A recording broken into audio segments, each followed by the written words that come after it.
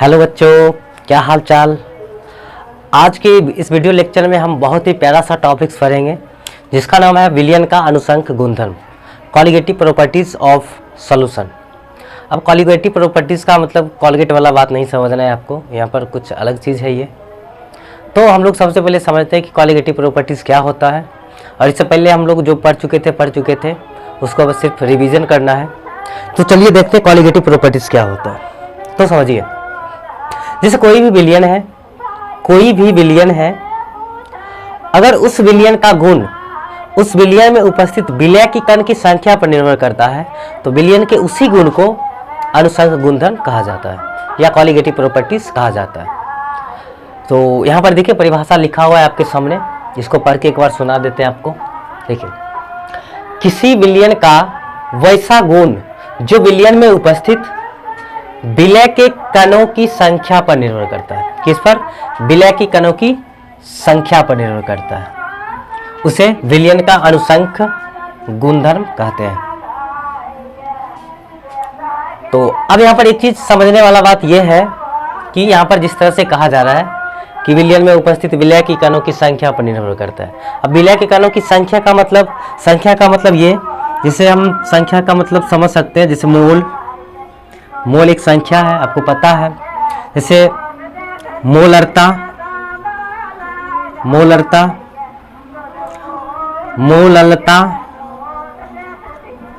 और हम अणु भी बोल सकते हैं। अणु जैसे होता है एक अणु, दो अणु, तीन अणु, जिस तरह से एक मोल, दो मोल, तीन मोल। तो ये सब क्या है? संख्या। अब यहाँ पर क्वेश्चन ये आता है कि मोलरता संख्या है? मोललता संख्या है? तो हाँ, मोलरता और मोललता एक संख्या है। अब किस तरह से संख्या? हम देखो यहाँ पर बात कर रहे थे किसका? विलय के कणों की संख्या, विलय के कणों की संख्या, यानी कि विलय के मोल की बात कर रहे थे। अगर विलय की वहाँ पर मोल है तो मोल क्या है? एक संख्या है। अब आप लोगों ने पढ़ा क्लास में मोलरता के बारे में कि किसी विलयन के प्रति 1 लीटर आयतन में उपस्थित विलय के मोल को मोलरता कहते हैं। तो किसी विलयन के प्रति 1 लीटर आयतन में उपस्थित विलय के मोल को, मतलब 1 लीटर में जितना विलय का मोल होगा, तो मोल यहाँ पर आया, तो ये भी क्या है? यहाँ पर कण है, कणों की संख्या है। उसी तरह से मोललता की बात कर ले तो मोललता का परिभाषा हमने देखा वहाँ पर, किसी विलयन के प्रति 1 किलोग्राम विलायक में उपस्थित विलय के द्रव्यमान को, किसी विलयन के प्रति 1 किलोग्राम विलायक में उपस्थित विलय के मोल को मोललता कहते हैं। तो यहाँ पर भी विलय का क्या आया? मोल। तो ये सबका सब क्या है? संख्या है, नंबर ऑफ पार्टिकल्स है। तो अगर किसी विलयन का गुण ये सब पर निर्भर करने लगे तो उस विलयन का जो गुण होगा उस गुण को क्या कहा जाएगा? विलयन का अनुसंक गुणधर्म। यहाँ पर देखा जाए अगला पॉइंट, यह विलयन के अवयवी कणों के आकार एवं रासायनिक प्रकृति से मुक्त होता है। अवयवी कणों के आकार यानी कि साइज, और उसका जो केमिकल नेचर होता है, केमिकल प्रॉपर्टीज होता है, उससे ये बिल्कुल भिन्न होता है। मतलब अनुसंक गुणधर्म कण के आकार, कण कितना बड़ा है छोटा है उससे कोई मतलब नहीं होता है, इस पर डिपेंड नहीं करता है, और ना ही रासायनिक प्रकृति पर डिपेंड करता है विलयन का अनुसंक गुणधर्म। आप इस चीज़ को याद रखेंगे, विलयन का अनुसंक गुणधर्म अवयवी कणों के आकार से मुक्त होता है, इस पर निर्भर नहीं करता, और रासायनिक प्रकृति से भी मुक्त होता है। अगर किसी विलयन के अंदर यानी विलय के कणों की संख्या, नंबर ऑफ पार्टिकल्स एब्सोल्यूट, तो विलय की कणों की संख्या अगर अधिक होगा तो उस विलयन का कॉलिगेटिव प्रॉपर्टीज भी क्या होगा? अधिक होगा। अगर उस विलयन के अंदर विलय की कणों की संख्या कम है तो उसका अनुसंक गुणधर्म भी क्या होगा? कम होगा, यानी कि कॉलिगेटिव प्रॉपर्टीज भी कम होगा। तो इस चीज को आप याद रखिएगा। अच्छा, चलो यहाँ पर एक क्वेश्चन हम आपसे पूछते हैं, जरा सोच के बतलाइएगा। जैसे हमारे पास 2 विलयन है, एक विलयन के अंदर यूरिया घोला है, 1 मोल यूरिया, और दूसरे विलयन में 1 मोल चीनी घोला है। तो बताइए किसका अनुसंक गुणधर्म कम होगा और किसका अनुसंक गुणधर्म अधिक होगा? बताइए जल्दी से। तो देखिए यहाँ पर क्या होगा? दोनों का अनुसंक गुणधर्म बराबर होगा। क्यों? इसलिए यहाँ पर देखिए, जैसे मान लीजिए कोई विलयन है, इस विलयन में हमने क्या किया? 1 मोल, चलो 1 मोल यूरिया का डाल दिए। उसी तरह से दूसरा एक विलयन था, इस विलयन के अंदर क्या है, इस विलयन के अंदर 1 मोल चीनी ले लेते हैं, चीनी है, 1 मोल चीनी है, तो क्या होगा, दोनों का अनुसंग गुणधर्म बराबर होगा। क्यों बराबर होगा? क्योंकि देखो यहाँ पर विलयन का अनुसंग गुणधर्म किस पर निर्भर करता है, अब ये भी विलय के मोल की, विलय के कणों की संख्या पर। तो यहाँ पर विलय का जो कण है, विलय का कण यहाँ पर कितना है, 1 मोल है, और यहाँ पर चीनी देखो, चीनी का मोल भी यहाँ पर कितना है, 1 मोल, दोनों 1 मोल है, इसलिए मोल की संख्या अगर बराबर है, समान है, तो विलयन का अनुसंग गुणधर्म भी क्या होगा, बराबर होगा, इसमें कोई फर्क नहीं होगा। क्यों फर्क नहीं होगा? क्योंकि यहाँ पर दोनों 1 मोल है। अब चीनी है, यूरिया है, इससे कोई लेना देना नहीं, यहाँ पर लिखा हो रासायनिक प्रकृति से ये बिल्कुल मुक्त होता है, कौन चीज है नहीं है उससे कोई लेना देना नहीं, दोनों 1 मोल है, मोल की संख्या बराबर यानी कि कण की संख्या बराबर है, तो दोनों का अनुसंग गुणधर्म क्या होगा, बराबर होगा। तो ठीक है, चलिए आगे हम लोग देखते हैं। जिंदगी कैसी है पहेली हाय। देखिए आगे, अनुसंग गुणधर्म मुख्यतः 4 प्रकार का होता है। अनुसंग गुणधर्म मुख्यतः 4 प्रकार का होता है। नंबर 1, वाष्प दाब का अपेक्षिक अवनमन। वाष्प दाब का अपेक्षिक अवनमन, जिसे आप क्लास में भली भांति अच्छी तरीके से पढ़ चुके हैं। उसके बाद दूसरा है क्वथनांक का उन्नयन। देखो इसको भी हम थोड़ा बहुत शॉर्टकट में बतला देंगे, ज़्यादा डिटेल्स में नहीं बतलाएंगे, टाइम हमको बर्बाद करना है नहीं, आपको हम क्लास में बहुत अच्छा से बता चुके हैं, इसलिए यहाँ पर सिर्फ एक बार रिवीजन करना है। उसके बाद दूसरा है क्वथनांक का उन्नयन। नंबर 3 हिमांक का अवनमन, और नंबर 4 परासरणी दाब। ये 4 महत्वपूर्ण अनुसंग गुणधर्म है, इनको आपको याद रखना है। एग्जाम में यहाँ से डायरेक्ट क्वेश्चन भी बनते हैं, ऑब्जेक्टिव क्वेश्चन भी बनते हैं, सब्जेक्टिव भी बनते हैं। आप यहाँ पर चाहो तो इसको लिख सकते हो VVI, VVI। ये पूरा का पूरा जितना भी ये टॉपिक है 4, वाष्प दाब का अपेक्षिक अवनमन, क्वथनांक का उन्नयन, हिमांक का अवनमन और परासरणी दाब, ये सब का सब मोस्ट इंपॉर्टेंट क्वेश्चन है बोर्ड एग्जाम के लिए। तो हाँ, तो यहाँ से देखिए एग्जाम में किस तरह से क्वेश्चन पूछेगा। सबसे पहले नंबर तो पूछा जाता है निम्नलिखित में से कौन अनुसंग गुणधर्म नहीं है, कौन अनुसंग गुणधर्म नहीं है। तो यहाँ पर देखिए, अगर वाष्प दाब का अपेक्षिक अवनमन है तो वो अनुसंग गुणधर्म होगा, 100% होगा। नंबर 2 क्वथनांक का उन्नयन, अगर ये है तो ये भी अनुसंग गुणधर्म होगा। हिमांक का अवनमन होगा तो ये भी अनुसंग गुणधर्म होगा, और परासरणी दाब होगा तो ये भी अनुसंग गुणधर्म होगा। ठीक है, इसके अलावा दूसरा कुछ होगा तो वो अनुसंग गुणधर्म नहीं होगा, बिल्कुल नहीं होगा, इस चीज को आप याद रखोगे। उसके बाद एक होता है वाष्प दाब का अवनमन, आप पढ़ चुके हो। वाष्प दाब देखिए यहाँ पर है वाष्प दाब का अपेक्षिक अवनमन, अगर अपेक्षिक अवनमन है तो ये अनुसंग गुणधर्म होगा। अगर वाष्प दाब का सीधा अवनमन अगर होता तो वो अनुसंग गुणधर्म नहीं होता। तो इस तरह का क्वेश्चन एग्जाम में दिए जाते हैं, इस चीज को आप याद कर ले, समझ ले अच्छे से। तो चलिए सबसे पहले हम लोग बात कर लेते हैं वाष्प दाब का अपेक्षिक अवनमन, इसके बारे में थोड़ा बहुत जानकारी ले लेते हैं। तो चलिए अब हम लोग देख लेते हैं वाष्प दाब का अपेक्षिक अवनमन, जिसको इंग्लिश में कहा जाता है लोअरिंग ऑफ वेपर प्रेशर। तो आपने पढ़ा, इसको अच्छे से आप पढ़ चुके हैं, फिर भी एक बार हम पढ़ देते हैं। देखिए आपको पता है जब किसी शुद्ध विलायक में अवाष्पशील विलय पदार्थ मिला दिया जाता है तो उसके क्वथनांक में, उसके वाष्प दाब में कमी होती है। देखो इस तरह से इसको समझो, जब कोई शुद्ध विलायक है तो उस समय वो वाष्प अच्छा बनाता होगा, अच्छा वाष्प बनाता है, बहुत ज़्यादा मात्रा में बनाता है। अब जब उसके अंदर अवाष्पशील विलय पदार्थ मिलाओगे, अवाष्पशील विलय पदार्थ का मतलब कि वैसा पदार्थ जो विलयन के अंदर, विलयन में जाएगा तो वो वाष्प नहीं बनाता, जो वाष्प नहीं बनाएगा, तो वैसे पदार्थ को आप मिलाओगे तो फिर क्या होगा, तो उसके वाष्प में कमी हो जाएगा। वाष्प में क्या होगा, कमी। जो ही वाष्प में कमी होगा तो वाष्प दाब भी कम हो जाएगा, वाष्प दाब क्या हो जाएगा, कम हो जाएगा। तो वाष्प दाब में कमी आ जाएगा, तो उस वाष्प दाब का जो कमी हुआ उसको कहा जाता है वाष्प दाब का अवनमन। अवनमन का मतलब ही होता है कमी, तो कमी हो जाएगा। तो यहाँ पर देखिए लिखा हुआ है, यदि किसी शुद्ध विलायक में अवाष्पशील विलय पदार्थ मिलाया जाता है तो विलयन के वाष्प दाब में कमी होती है, जिसे विलायक के वाष्प दाब के सापेक्ष व्यक्त किया जाता है, तो उसे वाष्प दाब के अपेक्षिक अवनमन कहते हैं। मतलब वाष्प दाब का जो अवनमन हुआ, यानी कि वाष्प दाब में जो कमी आया, उसको शुद्ध विलायक के वाष्प दाब के सापेक्ष व्यक्त किया जाता है, तब उसे वाष्प दाब का अपेक्षिक अवनमन कहते हैं। तो यहाँ पर देखिए हमने एक मान लिया है, माना कि शुद्ध विलायक का वाष्प दाब P0 है। P0 यानी कि जब विलायक शुद्ध अवस्था में था तो इसका वाष्प दाब हमने मान लिया P0। अब शुद्ध अवस्था में है। अब क्या किया, इसके अंदर अवाष्पशील विलय पदार्थ मिला दिए, कोई अवाष्पशील विलय पदार्थ जैसे चीनी या यूरिया कुछ ले लो, चलो मान लेते हैं हम यूरिया डाल दिए। अब शुद्ध विलायक में क्या करोगे, यूरिया डालोगे तो वो बन जाएगा क्या, विलयन, वो बनेगा विलयन, और उसके बाद दाब में क्या होगा, कमी होगा। तो अब क्या हुआ, जब अवाष्पशील विलय पदार्थ मिलाए तब बन गया विलयन, तो हम मान लिए विलयन का वाष्प दाब हो गया PS, यानी कि pressure of solution, pressure of solution. तो विलयन का वाष्प दाब, तो विलयन का वाष्प दाब कितना होगा, तो अतः वाष्प दाब का अवनमन, अवनमन मतलब वाष्प दाब में कमी, कितना कमी हुआ, यानी कि जब शुद्ध विलायक था P0, जब इसमें हम अवाष्पशील विलय पदार्थ मिलाए तब बना विलयन, तो विलयन का वाष्प दाब हमने मान लिया PS,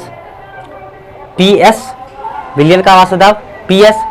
तो अब वाष्प दाब में कमी कितना है, अब देखो इसको इस तरह से समझ सकते हो, मान लेते हैं जैसे कि जब कोई शुद्ध विलायक होगा तो उस समय वाष्प दाब उसका मान लेते हैं, जैसे मान लो कोई भी शुद्ध विलायक है तो उसका वाष्प दाब मान लेते हैं 50 ATM है, 50 ATM। अब क्या किए, जब शुद्ध विलायक में अवाष्पशील विलय पदार्थ मिलाए तो अवाष्पशील विलय पदार्थ मिलाने के बाद इसके वाष्प दाब में क्या होगा, कमी होगा, यानी कि 50 ATM से कम हो जाएगा, तो मान लेते हैं कि 40 ATM हो गया। कितना ATM हो गया, 40 ATM। तो वाष्प दाब में क्या हुआ, कमी हुआ, कितना का कमी हुआ, कितना का कमी हुआ, तो अब कहोगे आप 50 में से 40 को माइनस कर दो, क्योंकि पहले 50 था, अब घट के 40 हो गया, कितना कम हुआ, तो 50 माइनस 40 बराबर 10 ATM, यानी कि 10 ATM में 10 ATM का कमी हुआ। तो यहाँ पर ये जो कमी हुआ इसी को कहते हैं वाष्प दाब का अवनमन, अवनमन। तो यहाँ पर देखो हम किए क्या वास्तव में, देखो ये शुद्ध विलायक का वाष्प दाब था, शुद्ध विलायक के वाष्प दाब को हमने क्या माना था, P0, और जब इसमें अवाष्पशील विलय पदार्थ मिला दिए तो बना विलयन, तो विलयन का वाष्प दाब को हमने माना PS। अब देखो वाष्प दाब का अवनमन, अवनमन मतलब कमी होगा, वाष्प दाब में क्या होगा, कमी होगा, कितना का कमी होगा, तो तुम क्या किया, 50 में से 40 घटाया, तो मतलब P0 में से PS को माइनस कर दिया, तो वही है यहाँ पर, अतः वाष्प दाब का अवनमन बराबर P0 माइनस PS, ये इसी को कहते हैं वाष्प दाब का अवनमन। अब देखो होता क्या है, वाष्प दाब का जो अवनमन है इसको शुद्ध विलायक के सापेक्ष जब व्यक्त किया जाता है तब उसको कहा जाता है वाष्प दाब का अपेक्षिक अवनमन। तो देखिए यहाँ पर कहा कि इसलिए वाष्प दाब का अपेक्षिक अवनमन बराबर, अब क्या किए, इसमें से वाष्प दाब के अवनमन में शुद्ध विलायक के वाष्प दाब से भाग दे दिए, तो P0 ये हो गया P0 माइनस PS बट्टा P0। तो इसी को हम लोग कहते हैं वाष्प दाब का अपेक्षिक अवनमन का ये फॉर्मूला। अब देखो इसी के अकॉर्डिंग टू राउल्ट का नियम बना है, राउल्ट का नियम एग्जाम में पूछा जाता है, बोर्ड एग्जाम में, तो इसलिए आपको इसको ध्यान देना है। कहा कि राउल्ट महोदय के अनुसार किसी विलयन के वाष्प दाब का आपेक्षिक अवनमन, आपेक्षिक अवनमन मतलब यही है, यही है वाष्प दाब का अपेक्षिक अवनमन ना। तो वाष्प दाब का अपेक्षिक अवनमन विलय के मोल अंश के बराबर होता है, विलय के मोल अंश के बराबर होता है। तो हम इसको ऐसे लिख सकते हैं, वाष्प दाब का अपेक्षिक अवनमन यानी P0 माइनस PS बट्टा P0, ये वाष्प दाब का अपेक्षिक अवनमन है। ये किसके बराबर होता है, तो विलय के मोल अंश यानी कि X ऑफ सॉल्यूट, या कोई इसी को ऐसे भी लिखता है P0 माइनस PS बट्टा P0 बराबर विलय का मोल अंश है, विलय का मोल अंश को क्या लिखते हैं, स्मॉल n बट्टा small n plus capital N। तो यहाँ पर ये भी फॉर्मूला एक आ चुका है। तो यही होता है हमारा वाष्प दाब का अपेक्षिक अवनमन। तो इसके बाद हम लोग पढ़ेंगे क्वथनांक का उन्नयन, बहुत ही इम्पॉर्टेंट टॉपिक है, बहुत मज़ेदार टॉपिक्स है, इसको समझना चाहिए, बहुत मज़ा आएगा। हो मेरे नैना सावन भादो फिर भी मेरा दिल टिंग टिंग टिंग टिंग तो चलिए इसके बाद हम लोग दूसरा महत्वपूर्ण अनुसंख्य गुणधर्म के बारे में पढ़ेंगे जिसका नाम है क्वथनांक का उन्नयन। क्वथनांक का उन्नयन, elevation of boiling point, elevation of boiling point बहुत ही इंपॉर्टेंट होगा। इसको भी चाहो तो VVI लगा सकते हो, इसमें कोई दिक्कत की बात नहीं है, इसमें कोई दुराई की बात नहीं है। तो चलिए हम लोग पढ़ते हैं कि क्वथनांक का उन्नयन होता क्या है। तो चलिए समझते हैं इसको यहाँ से। जैसे मान लो आपको पता है जब कोई शुद्ध विलायक है, अब इसके अंदर तो आप क्या किए, अवाष्पशील विलय पदार्थ मिला दिया। अब अवाष्पशील विलय पदार्थ मिलाओगे तो क्या होगा, अवाष्पशील का मतलब जैसे कोई शुद्ध विलायक है, अब इसको क्या करेंगे, नीचे से टेम्परेचर देंगे तो फिर ये वाष्प बनाएगा। तो इस समय ये अच्छा वाष्प बनाएगा, क्यों, क्योंकि यहाँ पर इसके वाष्प को रोकने वाला कोई है नहीं, तो अच्छा वाष्प बनाएगा। अब इसके अंदर तो आपने क्या किया, अवाष्पशील विलय पदार्थ मिला दिया तो क्या होगा, अवाष्पशील का मतलब जो वाष्प नहीं बनाएगा। अब इसके अंदर अवाष्पशील विलय पदार्थ आया तो क्या होगा, वो तो वाष्प बनाएगा नहीं उसके अंदर जा करके, और वो जो शुद्ध विलायक वाष्प बना रहा था उसको भी वाष्प बनने से ये रोक देता है, जिसके कारण से आपको क्या करना पड़ता है, नीचे से फिर ताप बढ़ाना पड़ता है। ताप बढ़ाना पड़ता है तो इसका मतलब क्या, क्वथनांक इसका बदल गया। पहले कुछ अलग ताप पर वो बॉइलिंग होता होगा, जब अवाष्पशील विलय पदार्थ मिलाए तो उसका वाष्प बनना क्या हुआ, कम हो गया। तब फिर इसको वाष्प बनाने के लिए ज़्यादा नीचे से टेम्परेचर देना पड़ेगा, मतलब क्वथनांक में क्या हुआ, वृद्धि हुआ, और उसी चीज़ को हम लोग क्या कहते हैं, क्वथनांक का उन्नयन। तो देखिए यहाँ पर शुद्ध विलायक है, इसमें अवाष्पशील विलय पदार्थ मिला दिए तो इसके क्वथनांक में वृद्धि, क्वथनांक में वृद्धि, क्वथनांक क्या हो जाएगा, बढ़ जाएगा। तो उसी चीज को क्वथनांक का उन्नयन कहेंगे।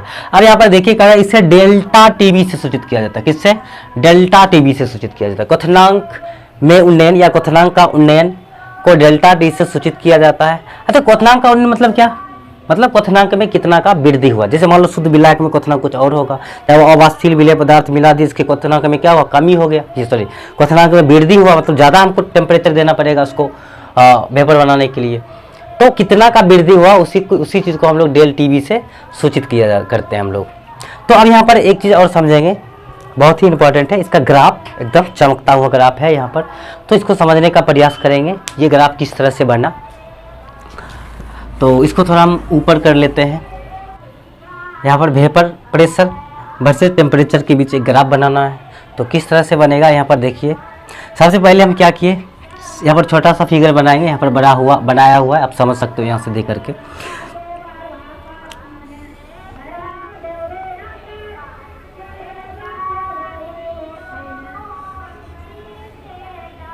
इधर हम लोग ले लेते वेपर प्रेशर,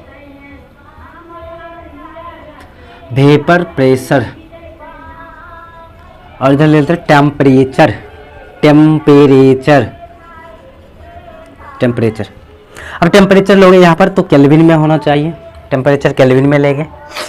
तो अब इसको समझते हैं ग्राफ को। जैसे मान लो कोई शुद्ध विलायक है, अगर हम शुद्ध विलायक का यहाँ पर ग्राफ बनाना चाहें तो देखो, अगर कोई शुद्ध विलायक होगा तो क्या होगा, अगर उसके अंदर हम जब ताप बढ़ाएंगे, टेम्परेचर बढ़ाएंगे, तो वो क्या होगा, वेपर भी ज़्यादा बनाएगा।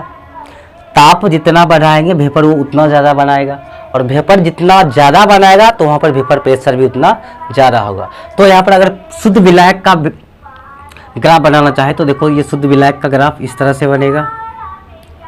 शुद्ध विलायक है यानी कि सॉल्वेंट है, यहाँ पर देख सकते हो टेम्परेचर बढ़ रहा है, टेम्परेचर बढ़ा, टेम्परेचर यहाँ से बढ़ के यहाँ आ गया, तो उस समय इसका प्रेशर ये होगा। तो उतना नहीं देखना है यहाँ पर, इस तरह से समझो, टेम्परेचर बढ़ते गया, देखो टेम्परेचर बढ़ रहा है तो इसका वेपर प्रेशर भी बढ़ते जा रहा है। उसी तरह से अब इसके अंदर जब अवाष्पशील विलय पदार्थ मिलाएंगे तो इसके तो इसका जो वेपर प्रेशर होगा उसमें क्या हो जाएगा, कमी आ जाएगा। समझो, जब इसके अंदर अब इसमें अवाष्पशील विलय पदार्थ मिला है तो बन गया क्या, विलयन। तो विलयन बना तो उस समय क्या होगा, इसका प्रेशर कम हो जाएगा। क्यों कम होगा, क्योंकि इसमें अवाष्पशील विलय पदार्थ मिला है। तब अब अवाष्पशील विलय पदार्थ का अगर ग्राफ बनाना है तो इसको हम इस तरह से बना सकते हैं। देखो यह सॉल्यूशन का ग्राफ। तो यहाँ पर भी देखिए टेम्परेचर इसका बढ़ रहा है, टेम्परेचर जैसे जैसे हम बढ़ा रहे हैं इसका वेपर प्रेशर भी बढ़ रहा है, लेकिन इसका जो ग्राफ आएगा सॉल्वेंट के ग्राफ से नीचे आएगा। क्यों नीचे आएगा, क्यों नीचे आने का मुख्य वजह यह है कि शुद्ध विलायक का जो वेपर प्रेशर होता है वो सॉल्यूशन के वेपर प्रेशर से हमेशा कम होता है। क्यों, क्योंकि इसके अंदर हम अवाष्पशील विलय पदार्थ मिलाए थे इसीलिए। तो अब देखो यहाँ पर अगर आपसे पूछे बताइए कि क्वथनांक का परिभाषा क्या होता है, क्वथनांक क्या होता है, तो क्वथनांक का परिभाषा समझिए। यहाँ पर पता है क्वथनांक किसे कहते हैं? नहीं पता? समझ लो इसको। वह ताप जिस पर किसी द्रव का वाष्प दाब वायुमंडलीय वाष्प दाब के बराबर हो जाता है, तो उस ताप पर द्रव पदार्थ उबलना प्रारंभ करता है या वाष्प बनाना प्रारंभ करता है, जिसे क्वथनांक कहा जाता है, बॉइलिंग पॉइंट कहा जाता है। तो अब यहाँ पर देखो, जैसे हम अगर बात करें, यहाँ पर एटीएम, यहाँ पर ये प्रेशर का ग्राफ है और यहाँ पर हम मान लेते हैं 1 एटीएम का प्रेशर है। कितना एटीएम का? 1 एटीएम का प्रेशर है। और 1 एटीएम प्रेशर ही क्या होता है? एक वायुमंडलीय दाब होता है, एक वायुमंडलीय दाब होता है। अब इसको क्या करो, इसको इस तरह से सीधा खींच लो, लाइन खींच दिया।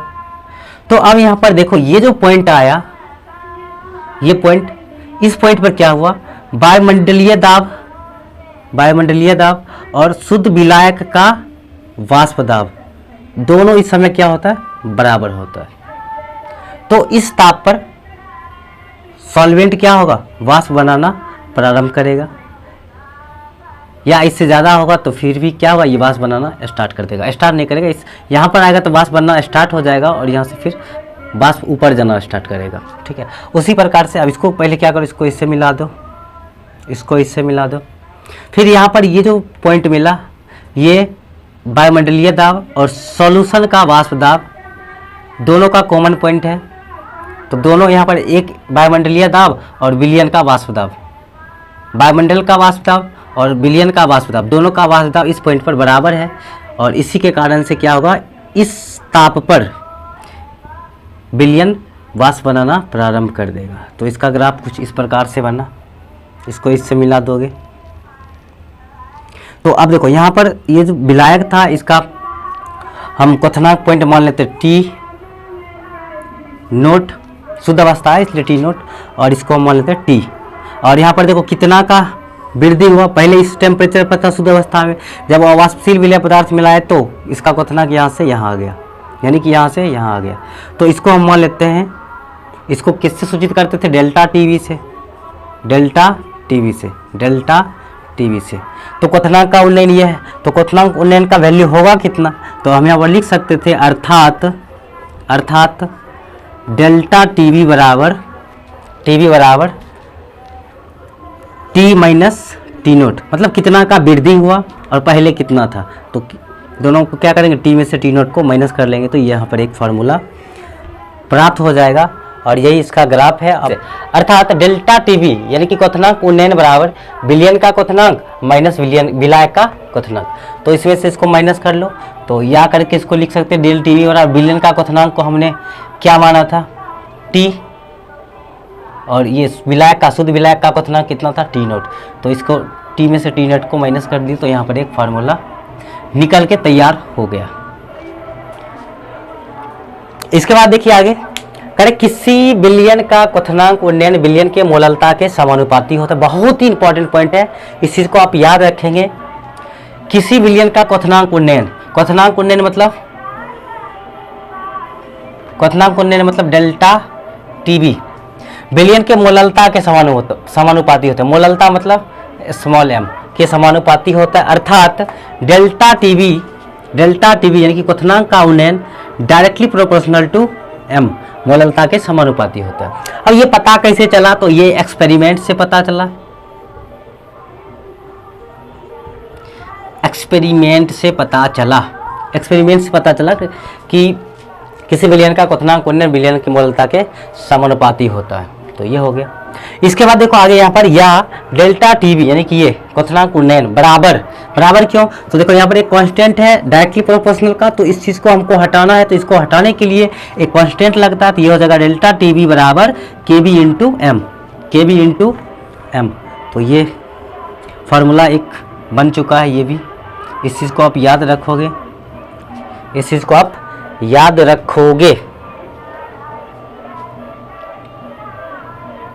या इसी चीज को देखिए यहाँ पर हम आगे लिखते हैं, इसी चीज को यहाँ पर लिख देते हैं, या डेल्टा टीवी बराबर, देखो केबी क्या है यहाँ पर? केबी यहाँ पर है क्वथनांक उन्नयन स्थिरांक। केबी को क्या बोलेंगे? क्वथनांक उन्नयन स्थिरांक। तो केबी इंटू एम फॉर मोलैलिटी, और मोलैलिटी का फॉर्मूला आपने देखा x/WT, या इसको इस तरह से समझो Kb इंटू मोल, ये मोललता, मोललता क्या होता है, विलय का मोल बटा विलायक का द्रव्यमान यानी कि W। तो इस तरह से भी इसको हम लिख सकते थे, इस तरह से भी इसको हम लिख सकते थे। तो अब देखो यहाँ पर एग्जाम में तुमसे क्वेश्चन कभी कभी पूछा जाता है कि सिद्ध करें कि क्वथनांक का उन्नयन एक अनुसंक गुणधर्म है। तो यहाँ पर देखिए क्वथनांक का उन्नयन यानी कि डेल्टा टीवी बराबर Kb इंटू एन बट्टा डब्ल्यू। एन बट्टा डब्ल्यू मतलब यहाँ पर देखो विलय का मोल आया, विलय का क्या है, मोल। तो विलय का मोल क्या है, संख्या, और डेल्टा टीवी क्वथनांक का उन्नयन किस पर निर्भर कर रहा है, तो विलय के मोल पर निर्भर कर रहा है, अर्थात ये एक अनुसंक गुणधर्म है। यानी कि क्वथनांक का उन्नयन यानी कि डेल्टा टीवी यहाँ पर क्या है, एक अनुसंक गुणधर्म है। तो इस चीज को भी लिख सकते थे आप, या डेल्टा टीवी बराबर Kb इंटू, देखो विलय का मोल बटा विलयन का आयतन। अब इस चीज को हम सॉल्व किए थे तो एक फार्मूला बना था, मोललता बराबर x बट्टा WT गुना 1000 बट्टा W इन ग्राम। तो ये एक फार्मूला बना था, इस फार्मूला को आप बढ़िया से लिख ले, और इस फार्मूला पर अभी एक दो न्यूमेरिकल भी हम लोग करेंगे। उसके बाद आगे देखिए कह रहे हैं कि जहां Kb क्वथनांक उन्नयन स्थिरांक या मोलल उन्नयन स्थिरांक है, यानी कि यहाँ पर ये जो Kb आपको दिखाई दिया, ये वाला Kb, इस Kb को क्या कहा जाता है, क्वथनांक उन्नयन स्थिरांक या मोलल उन्नयन स्थिरांक, ये दो नाम है। और इसी चीज को इंग्लिश में कहा जाता है, इंग्लिश में थोड़ा सा डिफिकल्ट नाम है, इसको बोलते हैं इवोल्यूस्कोपिक कांस्टेंट। तो ये होता है, या डेल्टा टीवी बराबर Kb इंटू, सॉरी अच्छा वही बात है, यहाँ पर डेल्टा टीवी, यहाँ पर जो लिखे थे फार्मूला, डेल्टा टीवी बराबर Kb इंटू एक्स बटा WT गुना 1000 बटा W इन ग्राम। तो ये है ये फार्मूला, इस फार्मूला को आप याद रखोगे। इसके बाद आगे है क्वथनांक उन्नयन स्थिरांक का मात्रक। इसका मात्रक क्या होता है, किस तरह से इसको डिफाइन करेंगे, उस चीज को देखेंगे। देखते हैं क्वथनांक उन्नयन स्थिरांक का मात्रक क्या होता है। क्वथनांक उन्नयन स्थिरांक का मात्रक होता क्या है, क्या होता है, तो देखो यहाँ पर लिखा हुआ Kb बराबर क्वथनांक उन्नयन बराबर केल्विन इंटू किलोग्राम पर मोल। ये होता है, कैसे होता है इसको समझते हैं। आपने अभी तुरंत पढ़ा, अभी तुरंत आपने पढ़ा कि डेल्टा टीवी यानी कि क्वथनांक का उन्नयन बराबर Kb इंटू एम होता है, पढ़े ना, अभी तुरंत पढ़े हो। डेल्टा टीवी बराबर Kb into M, delta TV बराबर Kb इंटू एम, अभी आपने पढ़ा। अब देखो Kb बराबर डेल्टा टीवी, इसको उधर ले चलो, गुना से भाग हो जाएगा बट्टा एम। अब यहाँ पर डेल्टा टीवी यहाँ पर क्या है, क्वथनांक का उन्नयन, क्वथनांक का उन्नयन है, इसका मात्रक केल्विन होगा। ताप कितना डिग्री से या केल्विन, ताप है ना, ताप, इसका मात्रक केल्विन। और ये मोललिटी है, मोललता है, तो इसका मात्रक क्या होता है, किलोग्राम पर मोल। तो Kb बराबर क्या हो गया, केल्विन, इसको ऊपर ले जाओ गुना किलोग्राम पर मोल, या इसी चीज को हम ऐसे लिख सकते हैं, या केल्विन किलोग्राम मोल इनवर्स, इस तरह से भी लिख सकते थे। तो ये इसका मात्रक होता है। इसके बाद देखिए यहाँ पर हमने दो न्यूमेरिकल क्वेश्चन लिखे जो एनसीईआरटी के क्वेश्चन है और बहुत ही अच्छे क्वेश्चन है। इसको समझते हैं हम लोग किस प्रकार से इसको सॉल्व करेंगे और इस फार्मूला का हम कैसे यूज़ करेंगे। अभी जो फार्मूला देखे आप उसका किस तरह से यहाँ पर यूज़ कर पाएंगे। ओके चलो देखते हैं।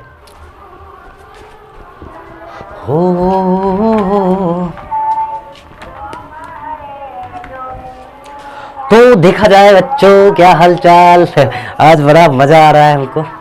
तो देखते हैं एग्जाम्पल नंबर 1। कह रहे एक सॉसपेन, आप सॉसपेन क्या होता है सर, एक सॉसपेन मतलब पात्र मतलब बर्तन। तो एक सॉसपेन में 18 ग्राम ग्लूकोज, देखो यहाँ पर ग्लूकोज कितना है 18 ग्राम ग्लूकोज, इसका फॉर्मूला होता है C6H12O6 को 1 किलोग्राम जल में घोला गया। 1 किलोग्राम जल में, 1 किलोग्राम जल में घोला गया। ठीक है, फिर से समझ लो, एक सॉसपेन में 18 ग्राम ग्लूकोज को 1 किलोग्राम जल में घोला गया। कहे 1.013 बार दाब पर जल किस ताप पर उबलेगा, कितना ताप पर, कितना दाब पर, 1.013 बार दाब पर ये जो जल है यह किस ताप पर, किस टेम्परेचर पर उबलेगा। और यहाँ पर कह रहा है कि जल के लिए केबी का मान, यानी केबी मतलब क्वथनांक उन्नयन स्थिरांक का मान दे दिया है 0.52 केल्विन किलोग्राम पर मोल, ये यहाँ पर दे रखा है। तो इसको हम बनाने का प्रयास करते हैं, देखिए किस तरह से बनेगा। इसको अगर आसान बनाना है तो सबसे पहले इसको इस तरह से लिख लो, विलय प्लस विलायक दोनों मिलेगा तो बनेगा विलियन। बिलियन बनेगा कि नहीं बनेगा? बनेगा बिलियन। अब यहाँ पर देखा जाए विलय है क्या चीज, तो एक सॉसपेन पात्र में 18 ग्राम ग्लूकोज को 1 किलोग्राम जल में घोला गया था। यहाँ पर ग्लूकोज क्या है? विलय। तो विलय यहाँ पर ग्लूकोज जिसका फॉर्मूला C6H12O6 है, ये कितना है? तो 18 ग्राम। अब देखो भार को हम लोग x माने थे, भार को हम लोग x माने थे, x 18 ग्राम। अब इसका WT की अगर बात कर ले, WT मतलब अनुभार, अनुभार की बात कर ले तो इसका अनुभार 180 ग्राम पर मोल आता है। सबको पता है, हमको भी पता है, आपको भी पता है। तो देखिए यहाँ पर देख लेते हैं, निकाल लेते हैं। एक कार्बन कार्बन के एक परमाणु का द्रव्यमान 12 होता है, कितना कार्बन? 6। तो बर्छक 72 प्लस एक हाइड्रोजन का 1 तो 12 हाइड्रोजन तो 12 प्लस 1 ऑक्सीजन 16, 6 ऑक्सीजन सल्फर 96 बराबर 180 ग्राम पर मोल, इसका अनुभार आ गया। अब यहाँ पर देखो इसको कितना जल में घोला गया, यहाँ पर घोला गया किस में? जल में। तो जल यहाँ पर क्या है? विलायक है। कितना था? तो 1 किलोग्राम। 1 किलोग्राम बराबर 1000 ग्राम, 1000 ग्राम। बिलियन कितना ग्राम हो जाएगा? तो 1050 ग्राम होगा, हो जाएगा। और यहाँ पर एक चीज और, यहाँ पर आपको क्वेश्चन में केवी का वैल्यू दिया हुआ है। केवी बराबर कितना है? 0.52 केल्विन किलोग्राम मोल इनवर्स, ये दिया हुआ है। तो हमसे पूछ क्या रहा है? कह रहा है कि ये जल किस ताप पर उबलेगा, किस ताप पर उबलेगा। क्वेश्चन को समझो, पहले क्वेश्चन को समझना जरूरी है। कह रहा है कि जब H2O विलायक था, अब शुद्ध विलायक होगा तो इसका क्वथनांक 373.15 केल्विन होता है। तो शुद्ध अवस्था में तो इसका क्वथनांक कितना होगा? 373.15 केल्विन होगा।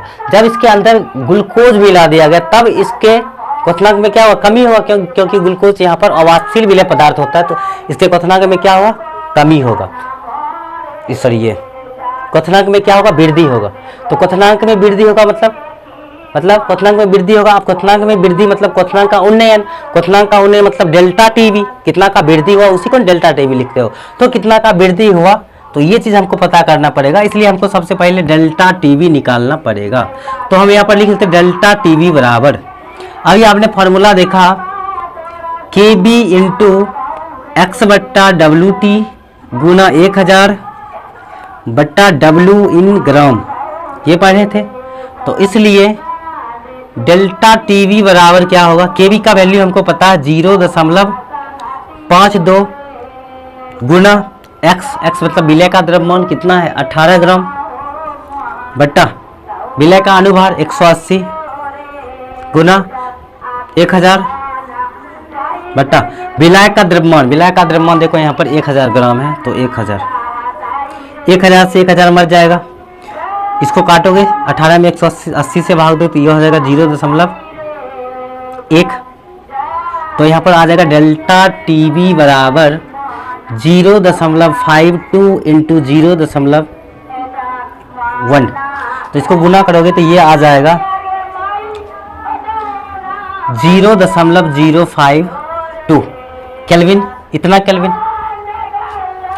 केल्विन आ जाएगा 0.052 केल्विन। मतलब डेल्टा टीवी यानी कि क्वथनांक में जो वृद्धि हुआ वो कितना का वृद्धि हुआ?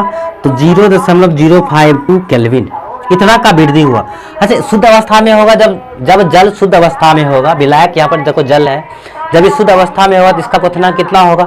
तो कहोगे 373.15 केल्विन होगा सर, सही बात। अब इसमें अवाष्यशील विलय पदार्थ मिला दिया तो क्वथनांक में वृद्धि होगा, कितना का वृद्धि हुआ? तो इतना का। तो इसको जोड़ लो तो 0.052 इतना का वृद्धि हुआ, दोनों को जोड़ लेंगे तो ये आ जाएगा 373.202 केल्विन। तो अब देखो टोटल विलयन इस ताप पर उबलेगा। शुद्ध विलायक था तब इस ताप पर उबल रहा था, इसमें अवाष्पशील विलय पदार्थ मिला है तो क्वथनांक में इतना वृद्धि हुआ, तो दोनों को जोड़ लोगे तो विलयन जो बनेगा वो विलयन इस ताप पर उबलना प्रारंभ होगा। तो ये तुम्हारा आंसर है, ठीक है। इसके बाद देखिए दूसरा क्वेश्चन है, दूसरा क्वेश्चन को समझने का प्रयास करते हैं।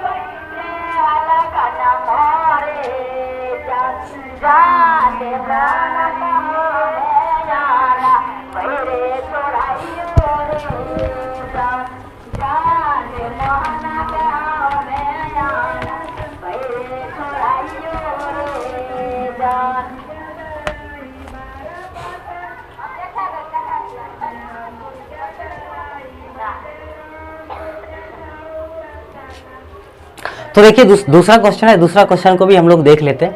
बहुत ही आसान क्वेश्चन है, सिंपल क्वेश्चन है। कह रहा है कि बेंजीन का क्वथनांक इतना केल्विन है, 353.23 केल्विन। 353 इसको मिटा देते हैं ताकि साफ लगे देखने में। तो यहाँ पर देखिए बेंजीन का क्वथनांक दे दिया, ये 353.23 केल्विन है बेंजीन का क्वथनांक, ये बॉइलिंग पॉइंट ऑफ बेंजीन। कह रहे कि 1.80 ग्राम अवाष्पशील विलय को, अब विलय क्या है नाम नहीं पता, सिर्फ कह रहा है 1.80 ग्राम अवाष्पशील विलय को 90 ग्राम बेंजीन में घोलने पर, 90 ग्राम बेंजीन में घोलने पर विलयन का क्वथनांक बढ़कर इतना हो जाता है।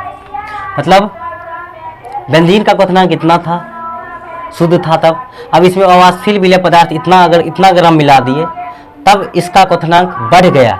अब अवाष्पशील विलय पदार्थ मिला तो क्वथनांक बढ़ेगा, इसका क्वथनांक क्या होगा, बढ़ जाएगा, बढ़ के कितना हो गया, इतना हो गया, इतना केल्विन हो जाता है। तो विलय के मोलर द्रव्यमान की गणना कीजिए। यहाँ पर मोलर द्रव्यमान यानी कि WT अनुपात तुमसे निकालने के लिए कह रहा है, और केवी का वैल्यू यहाँ पर दे रखा है। केवी का वैल्यू कितना है, 253 केल्विन दिया हुआ है।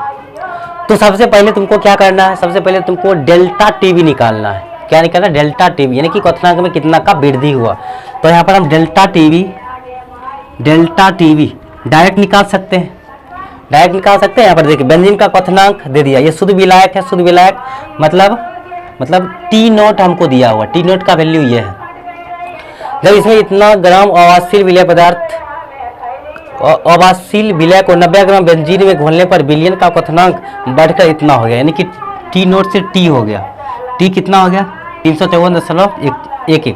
तो अब डेल्टा टीवी बराबर क्या होगा, तो यहाँ पर हो जाएगा T minus T0, T minus T0। तो डेल्टा टीवी बराबर, T का वैल्यू देखो यहाँ पर ये T0, सॉरी ये T0 है, और ये क्या है यहाँ पर T। तो इसको माइनस कर लो, इसमें से T में से T0 को माइनस करेंगे तो T का वैल्यू कितना,